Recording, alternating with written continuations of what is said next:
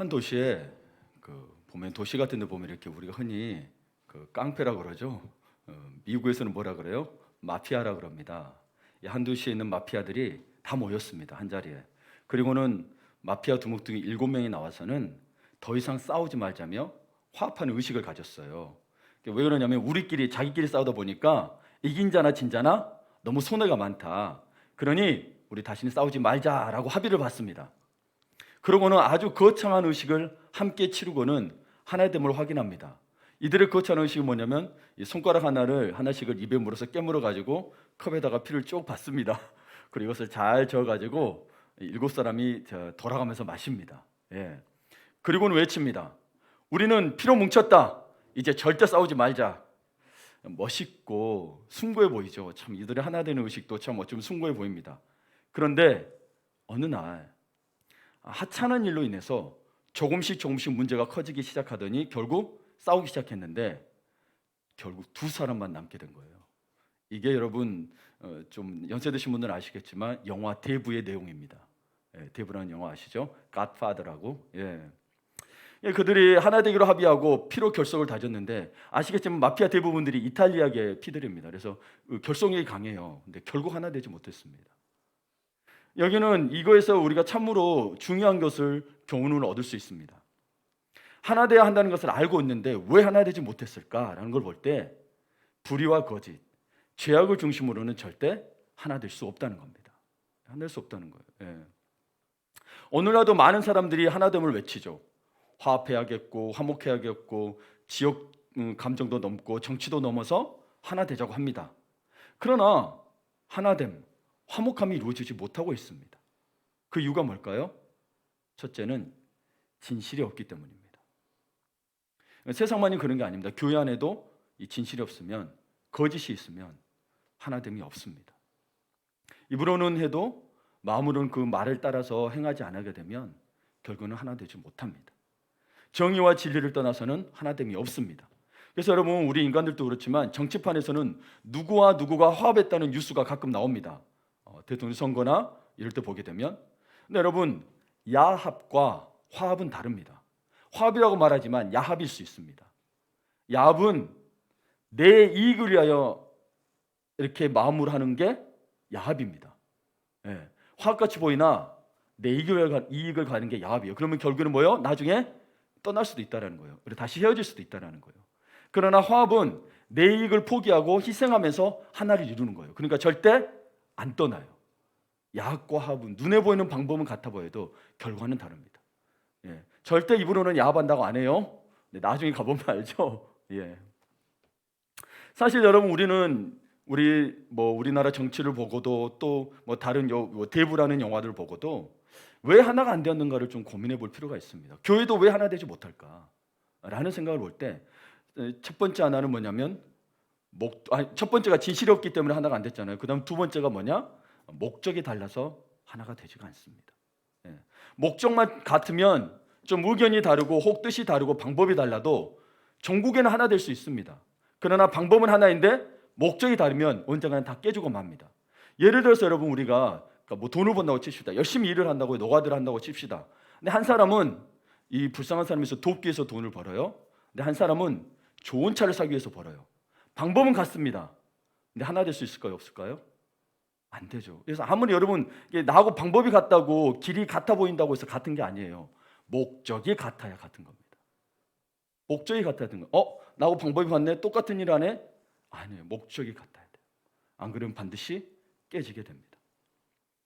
그러니까 자기를 중심으로 하는 이기심이 있을 때는 절대 하나가 될 수가 없는 거예요. 타인을 위하는 마음이 있을 때 혹은 다른 사람을 위하는 마음이 있을 때 국가를 위하는 마음이 있을 때 더 하나 됩니다. 자기를 위한 게 아니기 때문에 본질적으로. 세 번째로 하나가 되지 못하는 이유는 지혜자가 없기 때문입니다. 참으로 이 시대에 보면 너무 다툼이 많은데 참으로 훌륭한 화해자가 없는 것 같아요. 이를 피스메이커라고 그러죠. 화평케 하는 자, 화목케 하는 자. 피스메이커가 없다는 것입니다. 누가 피스메이커야 할까요? 봅시다. 세상에 참 많은 좋은 사람들 많죠. 그러면 우리 그리스도인 가운데는 누가 피스메이커일까요? 누가 화목케 하는 자가 될까요? 오늘 본문 50절에 보게 되면 너희 속에 소금을 두고 서로 화목하라고 예수님이 친히 말씀하셨습니다. 예수님이 친히 말씀하셨어요. 너희 속에 소금을 두고 서로 화목하라. 자신 안에 소금을 두는 이가 피스메이커, 곧 화목하게 하는 자라고 합니다. 그래서 여러분, 이 마가복음 9장 전체에서 피스메이커가 되기 위해, 화목하는 자가 되기 위해 우리 안에 두어야 할 소금 세 가지를 여러분에게 제시하고자 합니다. 이 소금 세 가지를 잘 듣고 여러분의 삶 속에서 귀한 적용이 있기를 축원합니다. 첫 번째로 너희 속에 두어야 할 소금 뭐냐? 기도입니다. 근데 기도가 소금인데, 소금의 큰 역할 중에 50절을 보게 되면 맛을 잃으면 소용이 없다 그랬어요.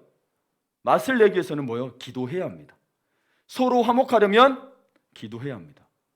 마음에만 기도를 두고 있는 게 아니고 기도를 해야 되는데, 어떤 기도를 해야 되느냐? 오늘 중간에 보면 28절을 보게 되면 이 사건을 통해서 어떤 기도를 해야 되는지 한번 보도록 하겠습니다.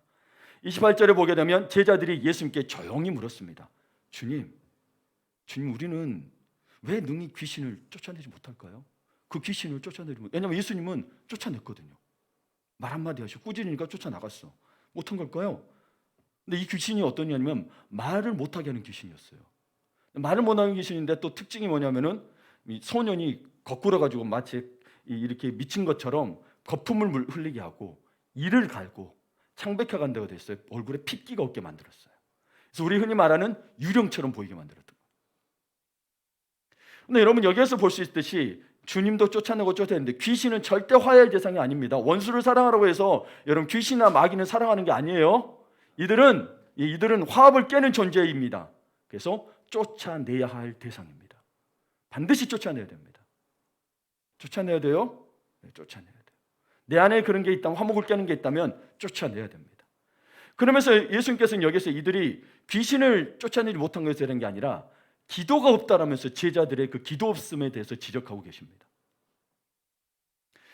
여러분, 이 말이 무슨 말이냐면 기도 없이 용기 내봐도 소용없고 기도 없이 귀신아 나가라 하고 소리 질러봐야 아무 소용없더라는 거예요. 그런데 예수님이 꾸짖으니까 귀신이 나갔습니다. 그래서 많은 이들이 이 구절을 보고 오해하고 있는 게, 그냥 귀신 들린 사람 보고 야, 예수 믿는 명언하니 나가라 그만해서 나가는 게 아닙니다. 여러분, 꿈속에서 예수님은 명언에 나가라니까 가던가요? 그런 꿈을 꿔보신 적 있죠?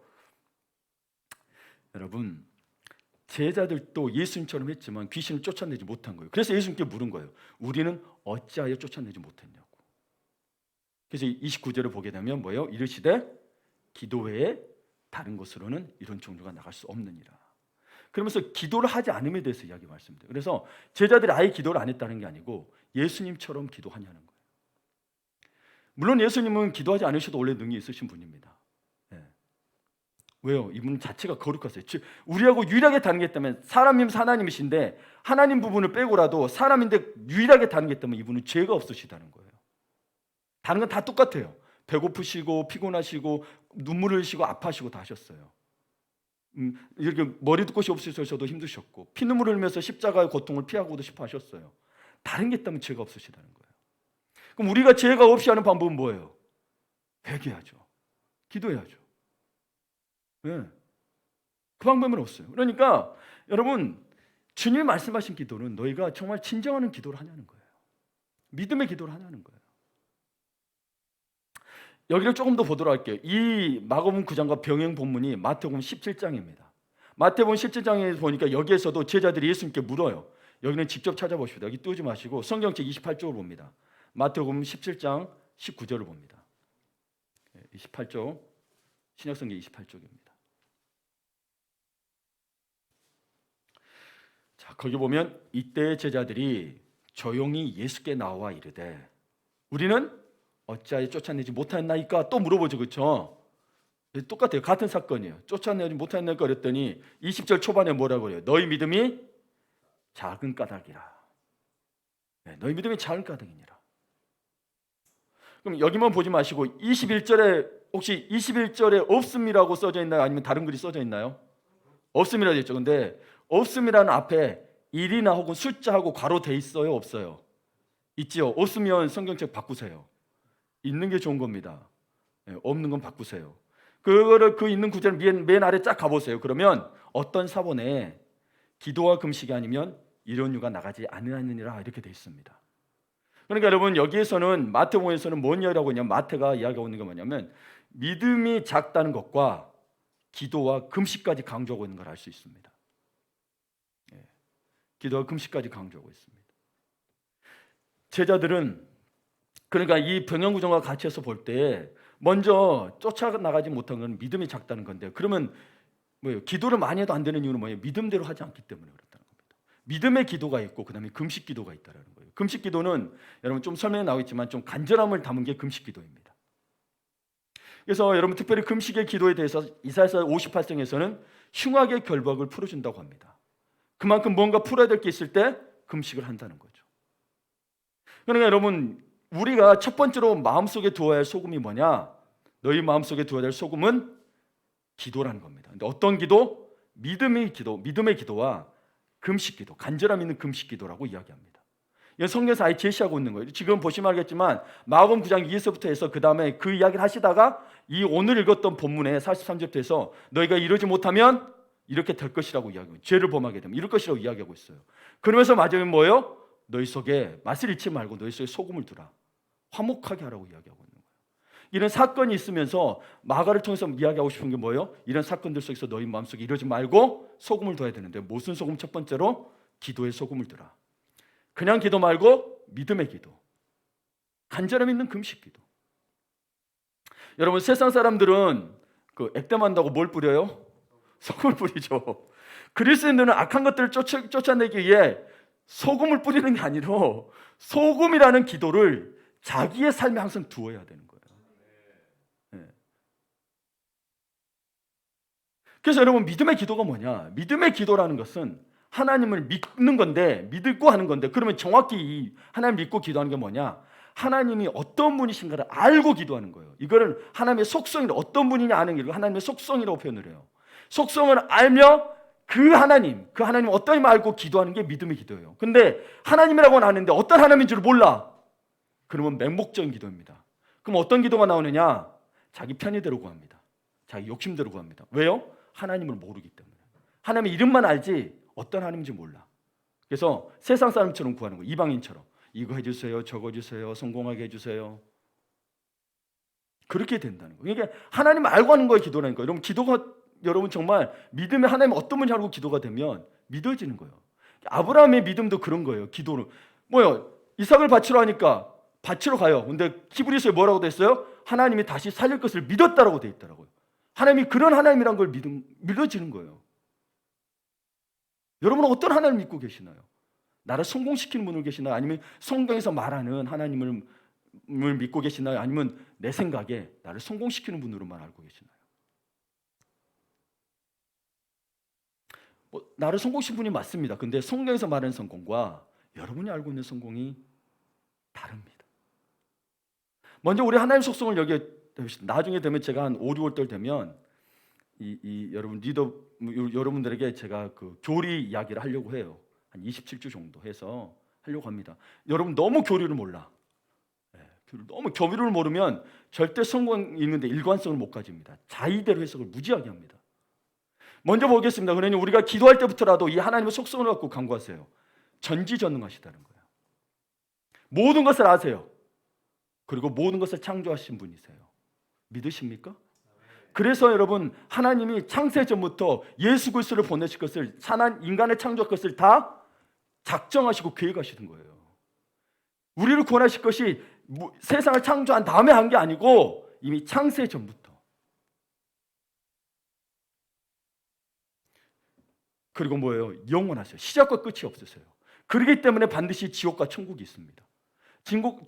더 좋은 곳이 천국이 아니라 하나님이 말씀하셨어요. 지옥과 천국이 있다고, 천국과 지옥이 있다고. 우리가 더 좋은 곳을 가는 게 아니에요. 죽은 다음에 갈 길을 그냥 정해 놓으신 거예요. 그게 신의 섭리예요. 그리고 지극히 선하셔요. 그래서 God is good all the time 이어지는 하나님이 선하십니다. 당신이 믿으시면 반드시 선한 결과를 가져올 겁니다. 네. 심지어 내가 죽임을 당하더라도. 그래 사랑이 많으시고 세상 모든 민족의 구원받기를 원하시며 은혜가 풍성하시고 미리 준비해 주시고 간절히 기도를 들어주시고 간절한 기도를 들어주시고 우리가 영담받아 정금같이 나오도록 하시는 이 하나님, 여러분은 어떤 하나님이 또 있으십니까? 여러분 가운데 그 하나님을 바라보며 구하는 것이 믿음의 기도입니다. 내 생각에 하나님이 이럴 거라고 하는 게 아니고요, 그건 자기가 만든 우상이에요. 가짜예요. 그 다음에 금식은 흉악한 결박을 푼다고 했습니다. 특별히 예수 믿어 공적인 사역을 시작하기 전에 40일간 금식했습니다. 예. 이게 사순절의 40일의 유래입니다. 이게 원래 사순절이 있어서 40일 그런 게 아니고 예수님의 공생애를 기억하고 40일을 하는 겁니다. 근데 여러분, 이런 것에 유래됐는데 구약에서도 하나님이 특정한 날을 율법으로 정했어요. 이 날은 금식해라고 정하면서 시행하라고 명령한 날이 있습니다. 구약에서 금식 명령했던 거 혹시 보신 적 있으세요? 예. 이러니까 목사들 도움이 필요합니다. 여러분, 성경적으로는 금식의 표현이 안 나오는데 레위기서 16장을 봅니다.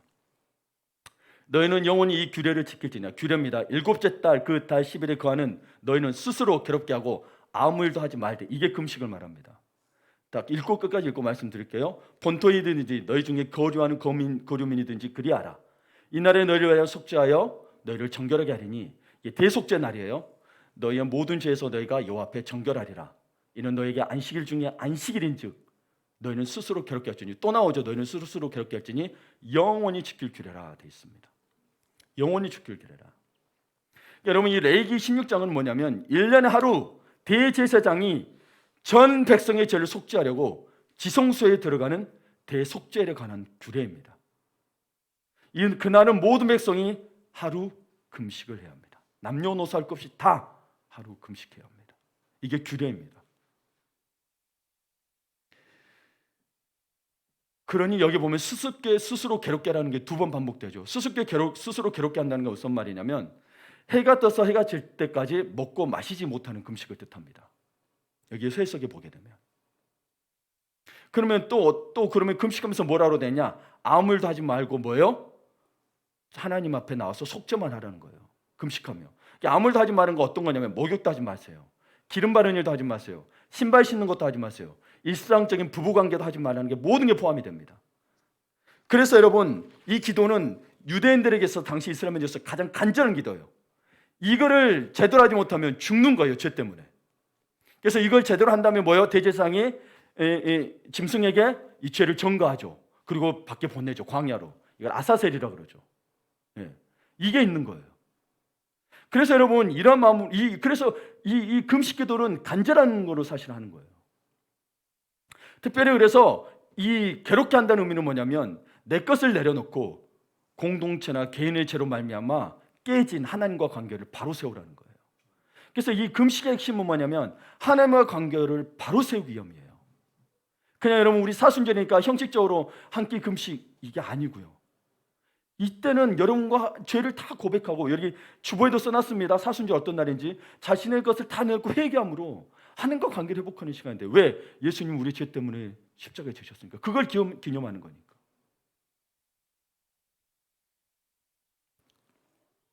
그래서 여러분, 예수님의 신난절을 생각하며 의도적으로 사순절에도 스스로 괴롭게 하는 것이 필요하죠. 그래서 여러분 뭐죠? 생활에 있어서 조금 경건한 생활을 하라. 다른 때보다 더 적게 하고, 때로는 밥 한 끼 덜 먹더라도 해서 뭐 구제헌금도 하고, 이런 식으로 다 이야기하는 겁니다. 예. 그런데 여러분이 금식을 하는데 금식이 되지 마십시오. 반드시 기도가 동반되지 않으면 이거는 그냥 다이어트에 불과합니다. 기도하셔야 돼요. 일하는 중에도 금식합니다. 그런데 기도 시간을 따로 하셔야 됩니다. 금식은 여러분의 일을 위한 게 아니고 뭐예요? 하나님과의 관계를 위한 거니까. 네. 반드시 주님과의 관계를 하셔야 합니다.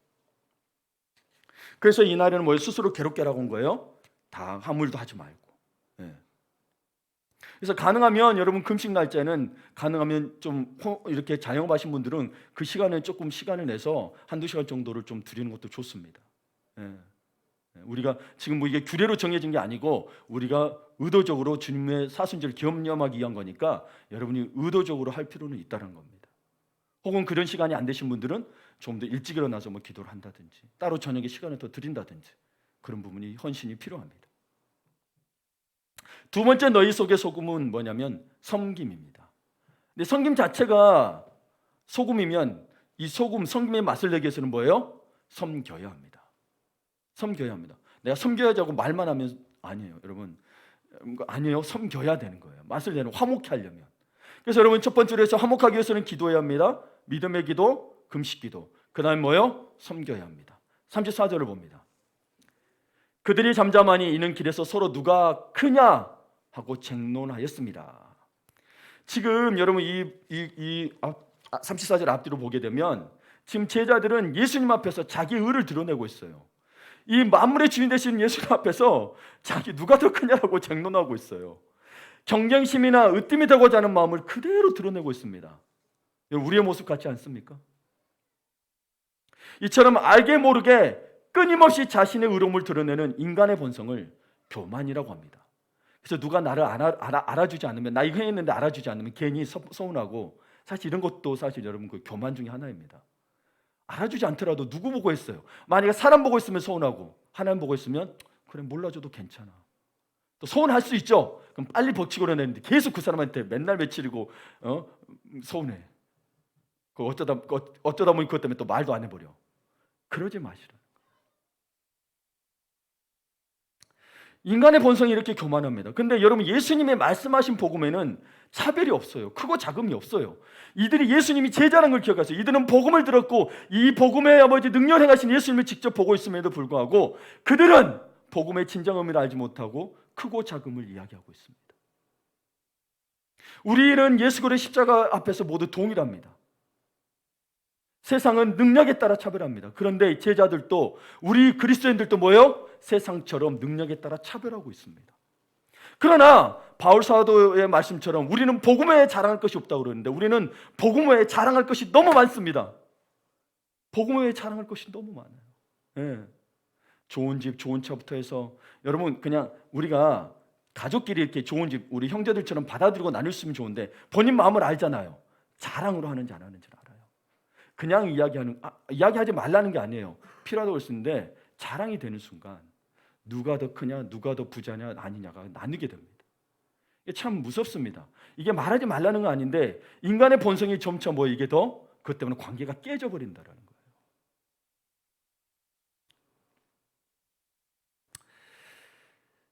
근데 이게 왜 나오냐 보니까 지금 이 제자들은 그리스도 안에서 서로가 한 몸으로 묶여 있다는 사실을 망각하고 있는 겁니다. 우린 그리스도 안에서 한 몸입니다. 누가 크냐로 지금 제자들은 나누고 있는데, 먼저 보게 되면 여러분 종교를 영어로 religion이라고 합니다. 이거는 무슨 뜻이냐면 라틴어 니가레에서 온 말인데 묶다, 제결하다는 뜻이에요. 그래서 우리가 진짜 종교가 진짜 의미의 종교가 되려면 우리는 다시 하나님과 분리됐던 삶이 그분과 묶여야 종교가 되는 겁니다. 그래서 종교적이 되지 마시고 진짜 종교가 되려면 하나님과 묶여야 되는 거예요. 예수쟁이가 되어야 되는 거예요. 쉽게 말하면.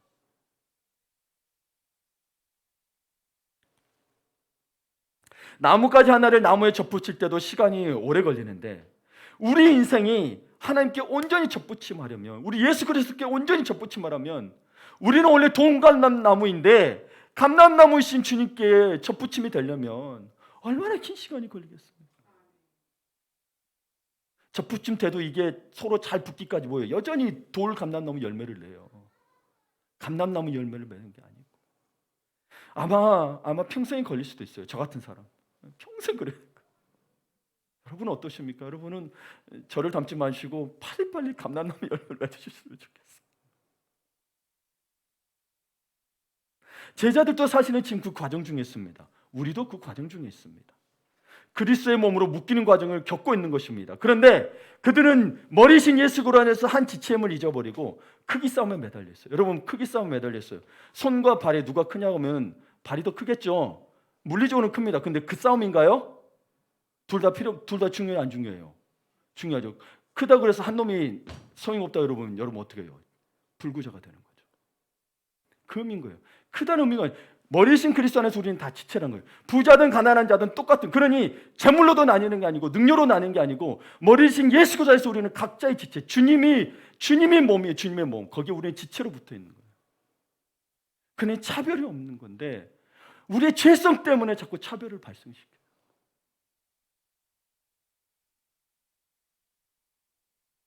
예수님은 일을 잘했느냐 못했느냐고 야단치신 적이 없습니다. 일을 잘했냐 못했냐, 리더로서 잘하냐 못하냐 야단치신 적이 없어요. 목사나 되니까 사람이니까 야단치지 우리 모주님은 그런 적이 없어요 사실. 그러나 사람에 대해 실수하는 것은 용납하지 않으셨어요. 주님을 닮은 모습이 아니면 용납을 않으셨는데, 그래서 크게 논쟁을 벌이고 있는 제자들에게 엄중하게 꾸짖으십니다. 35절을 봅니다. 우리 함께 있습니다. 예수께서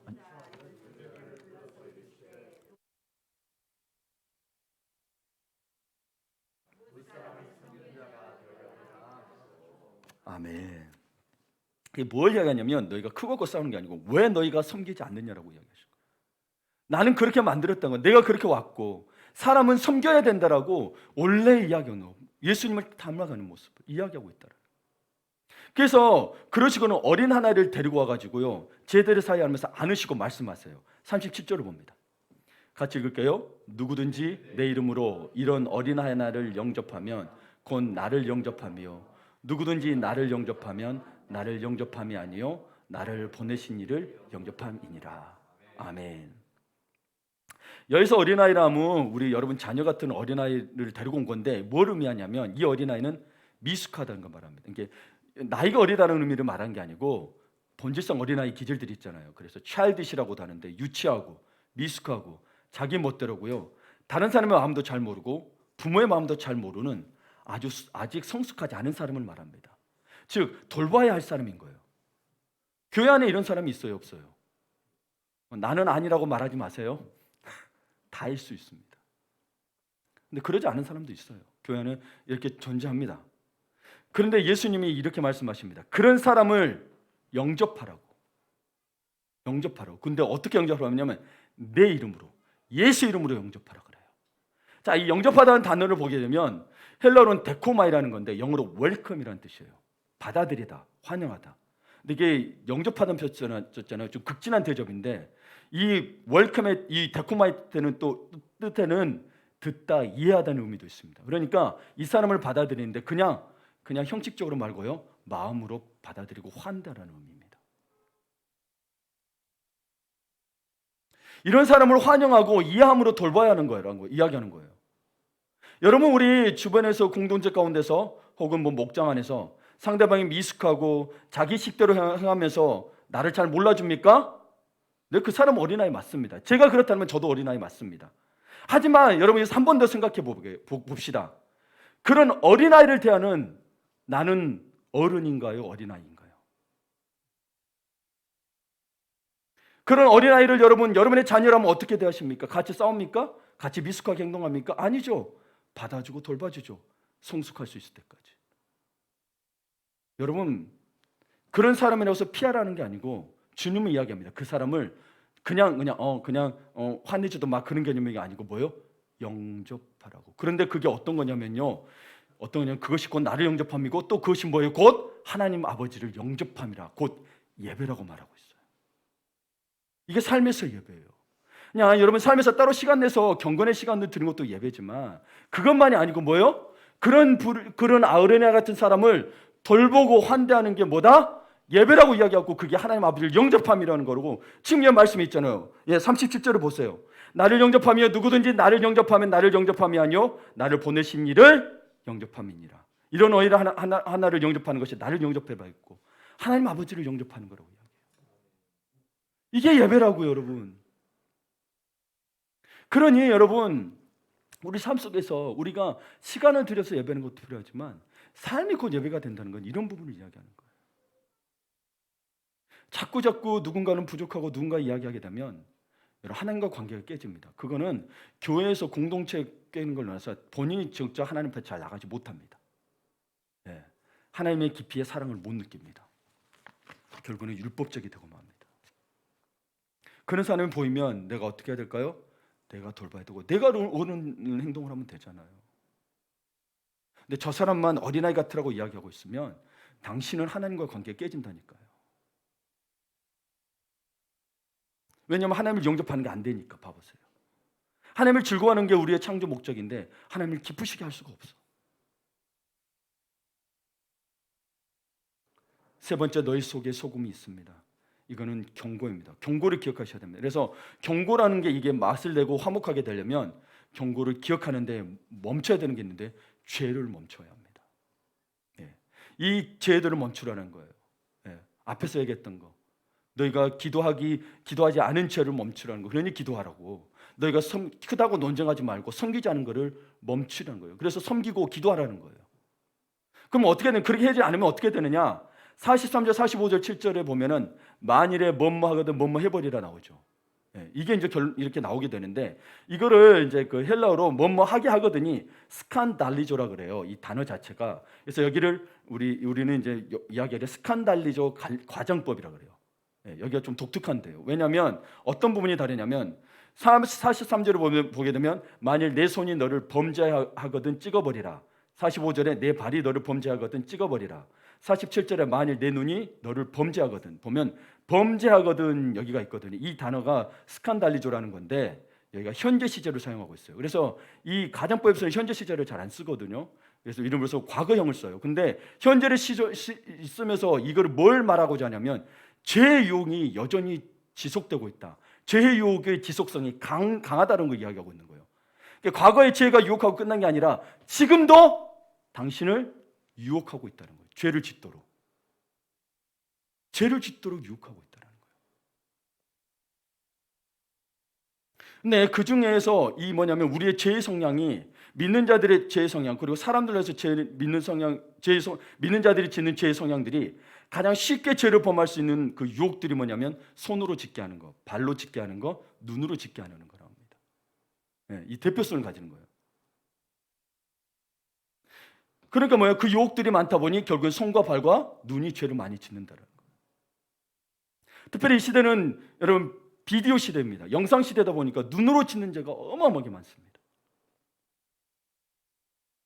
그래서 어떤 학자는요, 손은 폭력의 도구요, 발은 악을 행하는데 빨리 달려가는 수단이요, 눈은 탐욕의 매개체로서 죄를 범한다고 합니다.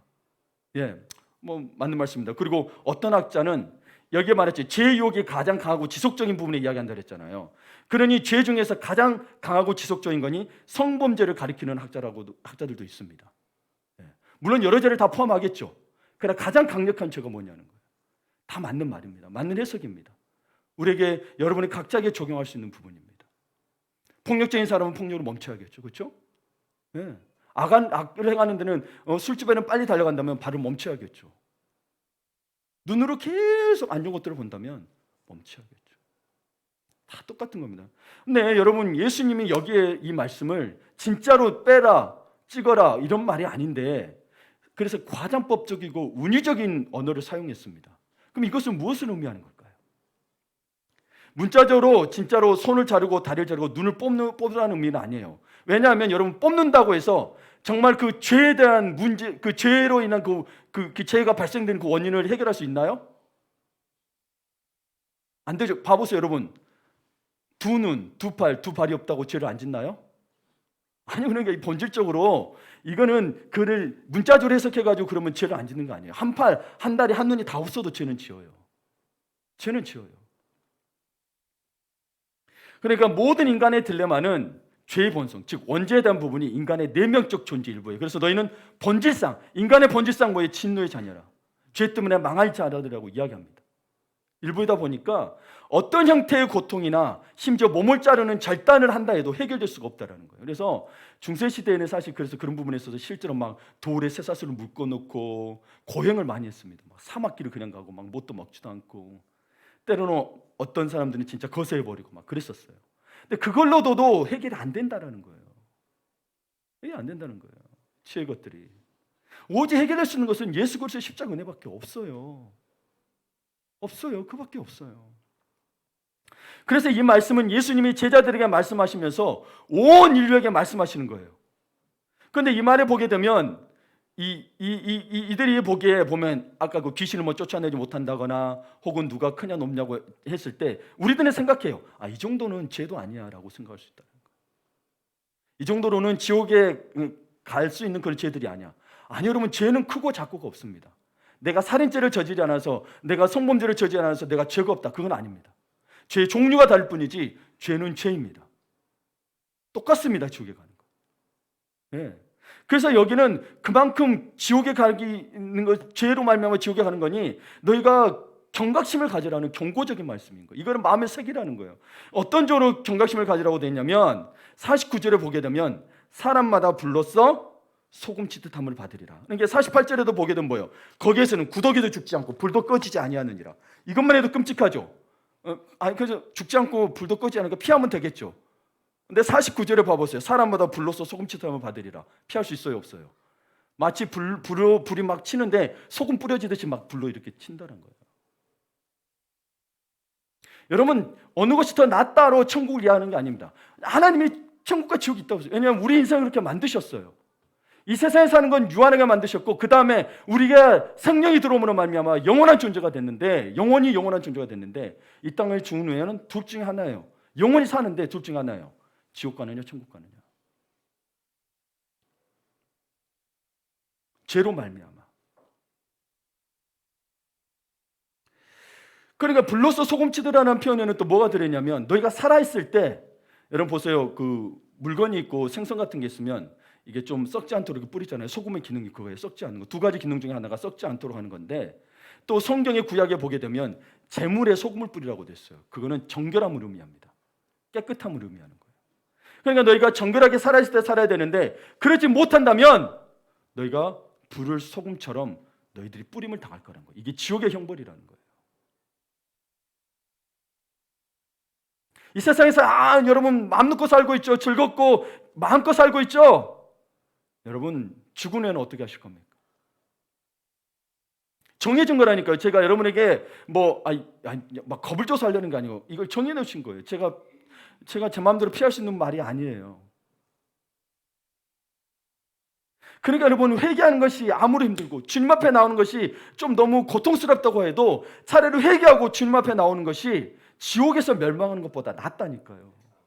네. 어떤 희생을 치르더라도 예수를 따는 것이 나아요. 여러분은 직장이 힘들고 가정에서도 힘들고 교회 공동체에서 다 힘들 수 있어요. 그 속에서도 힘들지만 주님의 삶을 따라가려는 게 차라리 지옥에 가는 것보다 낫다니까요. 주님을 먼저 하셔야 돼요. 여러분, 말씀을 마무리 짓고자 합니다. 여러분에게 묻고 싶은 말이 있습니다. 당신은 간이 맞습니까? 여러분 봅시다. 옆에 분을 한번 찍어보세요. 간이 맞나 안 맞나. 이 간하다는 사전적 의미가 염도를 맞추다는 그래요. 그래서 고등어 같은 거 보면 간한다 그러죠. 소금을 간접이라고 그래요. 소금을 딱 정확히 넣더라고요. 몇 그램 하면 딱 몇 그램 넣더라고요. 예. 여러분, 그래서 이 간을 맞다는 뭐냐면 음식의 맛을 내기 위해서는 소금이 들어가야 된다는 거죠. 예. 꼭 소금이 필요합니다. 그래서 옛날 소금은 옛적부터 사람들이 참 중요하게 생각했어요. 그래서 라틴계 사람들의 격언에 보면 세상에 없어서는 안 될 두 가지가 있는데, 여러분은 뭐예요? 두 가지가? 이 사람들은 없는데 두 가지가, 하나는 태양이고 하나는 소금이라고 할 정도로 소금을 정말 귀하게 여겼어요. 그리고 여러분 그 직장에서 주는 거 있죠? 매달 주는 걸 뭐라 그래요? 월급, 봉급이라고 하죠. 영어로 뭐라 그래요? 셀러리라 그래요. 셀러리. 근데 이 셀러리가 본래 소금이라는 뜻이에요. 왜냐하면 옛날에는 임금을, 일하고 나서 임금을 좀 이게 돈이 생기기 전에 이럴 때는 소금으로 줬어요. 소금으로 줬어요. 거기에서 이 솔트에서 생각해서 이 셀러리가 된 거예요. 그래서 셀러리가 여기서 유래된 거예요. 여러분 봉급이 소금이에요? 그렇다고 저를 소금으로만 주지 마세요. 네, 물론 팔아도 되죠. 뭐 주시면. 네. 근데 이 소금이 정말, 근데 여러분 이 소금도 그냥 받으면 안 되죠. 기능을 할 수 있는 소금을 받아야지. 만약에 기능을 못하는 소금을 받으면 아무 쓸모가 없는 거예요. 소금의 기능을 다하기 위해서는 두 가지가 반드시 필요합니다. 첫째, 소금은 녹아져야 합니다. 녹지 않으면 맛을 못 내요. 여러분 나물을 무치는데 소금을 굵은 넣어가지고 녹지 않으면 소금따로, 나물따로 맛이 나요, 안 나요? 안 나죠. 녹아져야, 형체가 없어져야 소금은 자기 역할을 다할 수 있습니다. 형체는 없어졌으나 본질은 살아있습니다. 짠맛은 살아있습니다. 그러니까 여러분, 우리 제자들이 지금 서로 누가 크냐고 논쟁하지 말고 내가 그 중에 한 놈이 어떠면 돼요? 녹으면 되는데 내가 크다라고 하면서 녹지를 않는 거예요. 녹지를 않는 거예요. 예? 우리도 교회 안에서, 공동체 안에서, 목장 안에서 서로 간에 내 생각이 옳고 맞다고 논쟁하지 말고 저 사람이 틀렸을지라도 내가 녹으면 되잖아. 섬기라고 말하고 있는 거예요. 이게 섬김이라고 하는 거예요. 주님이 죄가 있어서 십자가에 주셨나요? 아니잖아요. 죄가 없으신데 십자가를 주셨다고.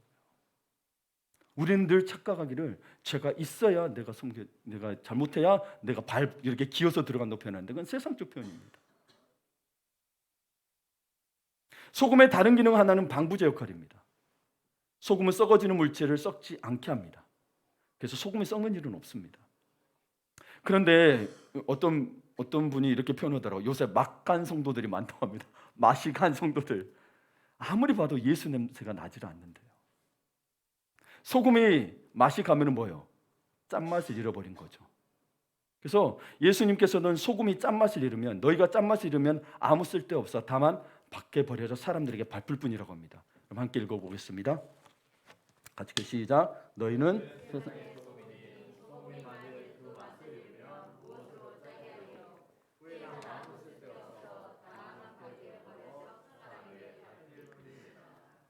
사랑하는 성도 여러분, 우리는 세상의 소금이니 사실 소금의 역할을 해서 다투면 안 됩니다. 그런데 우리가 싸워야 하는 것이 있습니다. 기도를 소홀히 여기는 것과 싸워야 합니다. 믿음의 기도하시오. 하나님을 알아가지고 하는 기도가 굉장히 중요해요. 세상과 싸우다 보니 기도할 시간이 없어지죠. 병원에 있을 때는 성경 잘 보는데 세상에 나오니 볼 시간이 없어지죠. 이러는 거예요, 여러분. 그러면 세상에서는 싸워야 되는 거예요. 병원에서는 싸울 필요가 없죠. 봐보세요. 요양원에서는 싸울 필요가 없어요. 세상에서 그래서 세상에 그 혈과 육의 싸움이 아닌지라 그런 부분과 싸우는 거예요. 그래서 뭐예요? 기도를 소홀히 말해서 우리 안에 악한 것들을 몰아내기 위해 기도해야 된다는 거예요. 몰아내기 위해서. 기도를 그래서 소홀히 여기면 어느새 악한 것들이 들어와 있고 그 악한 것이 들어오니 가룟 유다가 예수님을 팔까 생각만 했더니 나중에 그 생각을 같이 계속 가지고 있으니 뭐가 들어와요? 사단이 들어와서 그 마음에 팔도록 만들었다고 하죠. 이 귀신의 통로가 되는 거예요. 마귀의 통로가 되는 거예요. 쫓아내지 않으면. 그러니 여러분 믿음의 기도, 간절함의 금식 기도를 할 수 있도록 싸워야 되는, 하기 싫은 거 싸워야 되는 거예요. 하기 싫은 거 싸워야 되는 거예요. 내 마음 내키때 할 때 언제 마음 내킬래요? 죄성 때문에 평생 하기 싫다니까요. 언제 새벽기도 나오실래요? 죄성 때문에 평생 나오기 싫어요. 생각해 보세요, 여러분. 알잖아요, 여러분. 본인 스스로 알잖아요. 그리고 두 번째로 누가 크냐는 논쟁이나 경쟁을 멈추고 섬기기 위해 싸워야 돼요. 이게 저 사람 무시하면 섬기기 어려워요. 그러니까 그거와 싸워야 된다는 거예요. 그래도 섬겨야 한다는 거예요. 그렇죠. 그래서 예수님은 소금의 극치를 보여주신 거예요. 하나님과 인간을 화목하기 위하여 화목제물로 십자가를 지셨다는 거예요. 그래서 여러분 이 기도하는 것과 싸우고 섬기기 위해 싸우는 건 뭐예요? 결국은 화목하기 위해서라니까요. 그냥 내가 승리한다기보다도 승리의 모습이 뭐야? 화목하게 되는 거예요. 하나님과 관계가 좋아져. 하나님 앞에 내가 너무 떳떳해. 물론 죄인인데 하나님이 나를 의롭게 해주셔. 예수님이 너무 좋아. 이게 평화의 상태예요.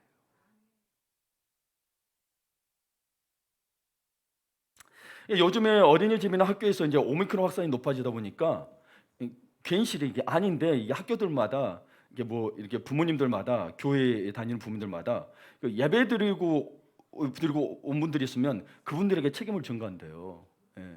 너가 교회 가서 그러냐는데. 그러다 보니까 많은 성도분들이 위축되고 예배 드리러 오는 게 갈등이 생긴대요. 참 세상 매정하죠. 근데 그것 때문에 만약에 여러분 교회를 멀리 둬야 되나? 그러면 이게 참 고민이 됩니다. 매정한 세상한 말을 따라가고 있다는 거 아세요? 그러면 매정한 세상한 말 할 때 상처받았는데 매정한 세상 말에 돌아가는 건데 이게 마귀의 관계예요. 교회 못 가도록. 근데 봐보세요. 오히려 교회는 격려하고 함께 아파하고 기도하잖아요. 그러면 더 와야 되는 거 아닌가요? 근데 세상의 말에 위축돼가지고 뭐예요? 자꾸 세상의 말에 따라가요. 상처받았는데. 마귀의 관계예요. 그래서 영적으로 깨지 않으면 그런 부분조차도 넘어지는 거예요. 그런데 교회 공동체 안에서 격려받고 힘을 얻으시길 바래요. 위축되지 마시고. 법적으로도 헌법적으로도 종교의 자유가 보장되어 있는데 그 헌법이 우선이지. 여러분 만약 헌법을 무시하면 이건 큰일 나는 겁니다. 가장 기본법이기 때문에. 그러니까 여러분 이럴 때 여러분에게 말하고 싶은 것은 중요한 것은 자신이 세상의 소금임을 알아야 한다는 거예요. 봐보세요. 오늘 5장 13절 한번 띄워주세요. 다시 한번. 여기 보시면 짠맛을 잃으면 그 맛을 잃으면 뭐야? 다만 밖에 버려져. 사람에게 밟힐 뿐이라.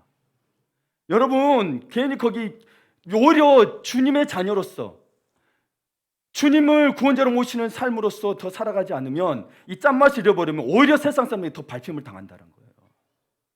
오히려. 네. 이것을 인지하시길 바라요. 우리의 짠맛은 그리스도 예수 안에서 나야 되는 거니까. 착한 게 짠맛이 아니에요. 그래서 여러분 피하라는 것이 아니라 그들과 다툼을 일으키라는 것도 아니고 피하라는 것도 아니고 뭐예요? 그리스도의 선에서 그들을 섬기라는 거예요. 네, 섬기라는 거. 어떻게 섬기게 될까요? 우선은 먼저 그때 상처받았던 빨리 극복하고 내가 너가 없어져 섬겨야 돼요. 내가 너가 없어지면 사실 상처받을 일도 없어요. 아, 저 사람이 뭐예요? 예수님처럼 긍휼한 마음 갖습니다. 예수님 십자가에 못 박힐 때 뭐예요? 하나님이여 이 사람의 죄를 사하여 주시옵소서. 저들이 하는 것을 모르기 때문에 그렇습니다. 정말 그 영혼을 긍휼히 여기는 마음이 여러분 있어야 섬김이 되는 거예요. 아, 저 사람 나 공격하네? 그럼 같이 맞받아치겠죠? 그럼 또 다툼이 돼. 늘 고민. 이거와 싸우는 거예요, 여러분. 이게 마음에 소금을 둔다는 게 그런 거예요. 그래서 스데반도 봐보세요. 복음을 전하러 갔어요. 진짜 복음을 성령에 완전히 감동 감화돼서 복음을 전하는데도 이 같은 민족이 돌을 던집니다. 돌을 맞아 죽으면서도 뭐래요? 하나님 저들에게 저들의 죄를 돌리지 마십시오라고 이야기하는 스데반의 마음이 우리에겐 필요한 거예요. 세상을 비판할 필요도 없어요. 우리는 세상을 사랑해야 돼요. 그래서 하나님이 세상을 이처럼 사랑하사 독생자 예수를 주셨다라고 얘기하죠. 우리는 그래서 이 복음을 잊어버리면 안 돼요. 사랑해서 오신 거예요. 그러니 너희 속에 소금을 둬야 서로 화목하게 되는 거예요. 참 신비로운 말씀이에요. 그렇죠? 당신 안에 소금이 있습니까? 다시요. 당신은 간이 맞습니까? 소금처럼 녹아 없어지라는 거예요. 그래야 그리스도의 본질도 그대로 지켜진다는 거예요. 죽어요. 근데 죽었어요. 근데 분명히 형체가 없어. 죽으면 없어지잖아요. 그런데 생명력은 많아서 오히려 많은 열매를 맺습니다. 그래서 이 소금과 같은 말로 뭐냐면 요한복음 12장 24절에 이음이가 두면 더 이해가 될 거예요. 내가 진실로 진실로 너에게 이르노니 한 알의 밀이 땅에 떨어져 죽지 아니하면 소금이 녹는 것과 같은 거예요. 떨어져 죽는 게 한 알 그대로 있고 죽으면 뭐예요? 많은 열매를 맺느니라. 바로 당신을 통해 많은 열매가 있을 것입니다. 아멘. 이 신비로운 역사 속에서 하나님은 화목하게 하시고 하나 되게 하시는 역사를 이루어가고 계신 것입니다. 아멘.